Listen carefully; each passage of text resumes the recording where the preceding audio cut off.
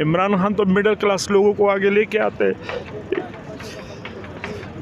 लेकिन ये सरमाएदार उनको जीतने नहीं देते।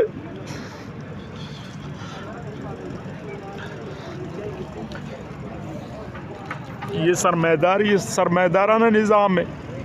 गरीब आदमी कैसे यानी उनका मुकाबला करेगा? हमारे पास तो फीसें देने के लिए पैसे नहीं है कि इतने बड़े बड़े वकील हम कैसे हायर कर ले। हमारे यहाँ वो जो ना उस दिन यानी मतलब वो 4-4, 5-5 बैरिस्टर उन्होंने खड़ी किए। खान मिडिल क्लास लोगों को लेके आते। मुझे मुख्तलिफ प्राइवेट नंबर से भी फ़ोन आते रहे और यही बताते रहे कि भाई आप MQM ज्वाइन करें। MQM मौजूद हूँ इलेक्शन कमीशन के बाहर और आपने देखा होगा कि इससे पहले फॉर्म 45, 47, 48 की बातें आप सुनते रहे हैं कि फॉर्म 45, फॉर्म 47 और ये तमाम मामलात आपने देखे। ये बात यहाँ पे उससे भी आगे जा चुकी है। फॉर्म 49 यानी कि इलेक्शन कमीशन की जानिब से जो वेबसाइट के ऊपर रिज़ल्ट अनाउंस किया जाता है, वो अनाउंस इनकी जो जीत का रिज़ल्ट था वो अनाउंस किया गया है। उसके बाद फिर से इनको हरा दिया गया है। मामला क्या है, इनसे पूछते हैं। अस्सलाम वालेकुम जी। वालेकुम सलाम। ये मामला क्या है कि आपको जिता के जीत के फिर उसके बाद आप हार जाते हैं? देखिए, मेरा ताल्लुक़ सिंध से है, कराची PS 115 से मैं इलेक्शन लड़ा और अल्हम्दुलिल्लाह हल्के के अवाम ने मुझ पे एतमाद किया और तकरीबन कोई 22,000 के वोट मैंने लिए। जो मेरा रन अप कैंडिडेट था 11,000 उनके वोट थे। फॉर्म 45 के मुताबिक तकरीबन कोई मैं 11,000 की लीड से जीता था, लेकिन वो फिर कंसोलिडेशन और ये करा के, क्योंकि ज़ाहिर पूरा इंतज़ामिया उनके हाथ में था, सब कुछ उनके हाथ में था। जो फॉर्म 47 मिला तो उसमें मुझे तकरीबन 1800 की लीड से विनर डिक्लेयर किया कि भाई आप 1800 की लीड से जीते। उसके बाद फॉर्म 48 मिला मुझे और फिर एंड में फॉर्म 49 मिला और फिर इलेक्शन की वेबसाइट पे भी मेरा नाम आ गया कि विनर कैंडिडेट ये है। लेकिन 2 दिन बाद फिर मुझ पे प्रेशर डालने लगे कि भाई आप PTI छोड़ दें, आप MQM ज्वाइन करें, आप पीपल्स पार्टी ज्वाइन करें। मुझे मुख्तलिफ लालच देते रहे। मैंने कहा कि मैं किसी सूरत हल्के के अवाम से और इमरान खान साहब से गद्दारी नहीं करूँगा, क्योंकि अगर मुझे हल्के के अवाम ने वोट दिया है तो इमरान खान साहब की वजह से दिया है, तो मैं गद्दारी नहीं करूँगा। फिर मुझे ये कहेंगे कि हम आपसे सीट ले लेंगे। मैंने कहा अगर आपने सीट लेना है तो ले ले, लेकिन ये नहीं कि मैं अपने हल्के के अवाम से गद्दारी नहीं करूँगा। तो उसके बाद फिर मुझे पता ही नहीं लगा, हालांकि कानूनन ये है कि ज़ाहिर आप भी एक सीनियर साफ़ी हैं, आपको भी पता है कि फॉर्म 49 के बाद रिकाउंटिंग होती नहीं है। यहाँ मैं जिसको कहता हूँ वो कहता है हैरान रह जाता है कि फॉर्म 49 के बाद कैसे रिकाउंटिंग हुई। 2 दिन बाद मुझे बताया गया कि भाई आप 700 वोटों से हार गए। कैसे हार गए? रिकाउंटिंग हो गई। कम से कम मैं विनर कैंडिडेट था, मुझे इन्फॉर्म करते, मुझे नोटिस आता कि भाई रिकाउंटिंग हो रही है, लेकिन ना मुझे बताया गया और ना मुझे इन्फॉर्म किया गया और एकतरफ़ा तौर पर यह कहा गया कि आप 700 वोटों से हार गए। तो इसलिए मैं 22 तारीख को यहाँ आया और मैंने अपनी पिटीशन यहाँ दायर की। 22 तारीख को यहाँ जो कमीशन के मेंबरान साहिबान थे उन्होंने RO को नोटिस किया कि भाई आप 26 तारीख को आके और अपना रिपोर्ट पेश करें कि ये क्या मामला है। आज इत्तेफाक से वहाँ मेरे रिश्तेदार थे, मैंने कहा कि भाई जाके RO ऑफिस में मालूम करें कि उन्होंने रिपोर्ट भेजा है, RO आई या नहीं आई।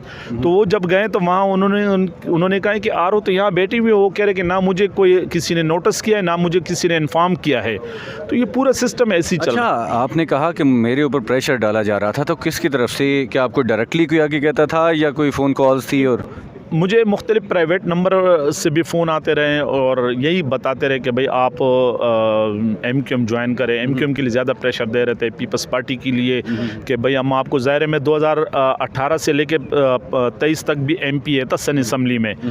तो वो जो मेरा वहाँ किरदार था एक एज अपोजिशन मेंबर का कि अपने हल्के की नुमाइंदगी करना, पार्टी की नुमाइंदगी करना, तो मुझे पहले तो लालच देते रहे कि पीपल्स पार्टी में कि हम आपको एडवाइज़र लगा देंगे, हम आपको मराहत दे देंगे, आपके हल्के के लिए जो ना वो पैकेज दे देंगे। लेकिन मैंने कहा कि मैं किसी सूरत पर अपने हल्के की अवाम और इमरान खान साहब से गद्दारी नहीं करूँगा, क्योंकि उन्हीं की वजह से आज मैं एक मज़दूर का बेटा हूँ। मेरे सामने एक सरमाएदार था।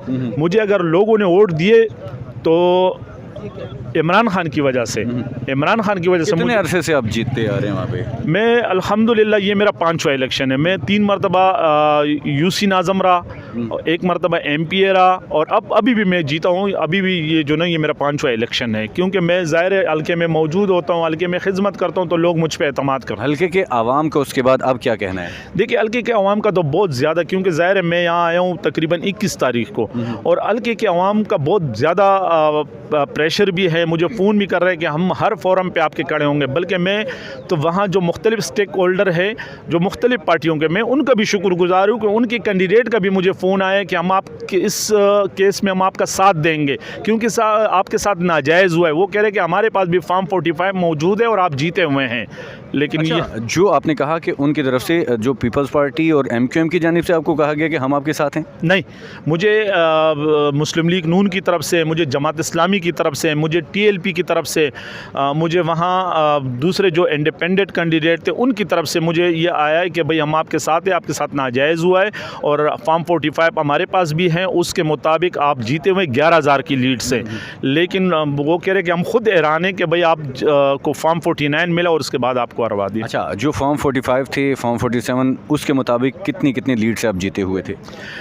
फॉर्म 45 जो मेरे पास जो लास्ट पूरे कंप्लीट हुए, तकरीबन कोई 11,000 की लीड से मैं जीता हूँ। 11,000, क्योंकि 45 पे? फॉर्म 45, फॉर्म 47 में फिर ज़ाहिर पूरे इंतज़ामिया इनके हाथ में था, ना तो हमें अंदर जाने दे रहे थे। उसूलन तो ये होता है जब कंसोलिडेशन होता है तो तमाम कैंडिडेट बैठे होते हैं, हमें अंदर जाने ही नहीं दिया, हमें पता ही नहीं था। लेकिन उसके बावजूद भी जो फॉर्म 47 मुझे दिया गया तो उसमें तकरीबन 1800 की लीड से मुझे कहा कि आप कब आपको बताया गया कि आपके, क्योंकि आप तो खुशियां मना रहे थे कि आप अपनी जीत की खुशियां मना रहे थे, इलेक्शन कमीशन की जानिब से भी वो रिज़ल्ट अनाउंस कर दिया गया था, तो कैसे आपको बताया गया कि आपका रिज़ल्ट तब्दील हो चुका है? तो उसका क्या फीलिंग थी? जब मुझे फॉर्म 49 और 47 और 47 तो पहले मिला था, 48 और 49 मुझे 11 तारीख को मिला। ज़ाहिर हल्के में हम अपने डेरे पे मौजूद थे, हल्के के लोग आ रहे थे, मुबारकबाद देने आए रहे थे। फिर उसमें 2 दिन बाद उसी दौरान फ़ोन आने शुरू हो गए। 2 दिन बाद फिर मुझे 14 तारीख को बताया गया 3 दिन बाद कि भाई आप 700 वोटों से हार गए। वो भी मुझे किसी और ज़रा से पता लगा। जब मैंने वहाँ से मालूम किया DRO ऑफिस से, तो उन्होंने कहा कि हाँ रिकाउंटिंग हुई थी। मैंने कहा ये कैसी रिकाउंटिंग थी कि ना मुझे इन्फॉर्म किया गया, ना मुझे कोई नोटिस आया। ज़ाहिर है मैं विनर कैंडिडेट था, मुझे तो नोटिस आना चाहिए था। तो कह रहे नहीं, बस वो आपका नंबर नहीं लग रहा था, इसलिए हमने आपको इन्फॉर्म नहीं किया और हमने रिकाउंटिंग कर ली। अच्छा, उसके बाद आपकी फीलिंग्स क्या थी? बस मेरी फ़ीलिंग क्या होती कि मेरी फ़ीलिंग तो ये ना कि हल्के के लोगों ने मुझ पे एतमाद किया, हल्के के लोगों ने मेरी दिन रात एक कि मेरे पास कैंपेन चलाने के पैसे नहीं थे, क्योंकि मैं एक मज़दूर का बेटा था, मेरे पास उन सरमाएदारों से मेरा मुकाबला था। लेकिन नाज़रीन, आपने देखा कि फॉर्म 45, 47 और बात उससे आगे की है 49 की, कि ये आप दीदा हो गए हैं कि एक बंदा जो है मेहनत करता है और हल्के के आवाम के पास जाता है और उनके पास जाके वोट मांगता है उनसे वहाँ पे जाके। लेकिन जब लोग आवाम वोट देते हैं तो उसके बाद आपके सामने हैं हालात क्या हो जाते हैं, किस तरह से ये आप दीदा हैं। तो हमारी दुआ ये है कि ये जो सिस्टम के ऊपर ये कुछ ऐसे हालात हैं वो बेहतर हों और जो जीता हो उसका मैंडेट उसको मिले। जी, एक वो मैं ये सामने सुप्रीम कोर्ट का चीफ जस्टिस ऑफ पाकिस्तान फैज़ ईसा साहब आपसे अपील करूँगा कि खुदारा इंसाफ करे, इंसाफ करे। बहुत शुक्रिया, थैंक यू सो मच। करोड़ों रुपए उन्होंने उनको फीसें दी है। हमारी तो कैंपेन आम लोगों ने चलाई है, हमारे पास तो कैंपेन चलाने के लिए पैसे नहीं थे। आम नौजवान हमारे कैंपेन चला रहे थे, आम नौजवानों ने पम्फलेट बनाए, डोर टू डोर गए। हमारे पास कोई मसलन वो वसाइल ही नहीं थे। इलेक्शन के दिन लोगों ने अपनी गाड़ियाँ की हैं। लेकिन बात ये कि निज़ाम में तब्दीली कैसे आएगी, मैं इसलिए चीफ जस्टिस ऑफ पाकिस्तान से कहूँगा कि खुदारा इस पे एक्शन ले। आपको तो PTI के इंटर पार्टी के इलेक्शन वो नज़र आए कि भाई उसमें खामियां हुई हैं, लेकिन इतने बड़े उसमें मैंडेट को चोरी किया गया। यहाँ फॉर्म 45, 47, 48, 49 मौजूद है। कब आप इस पे एक्शन लोगे?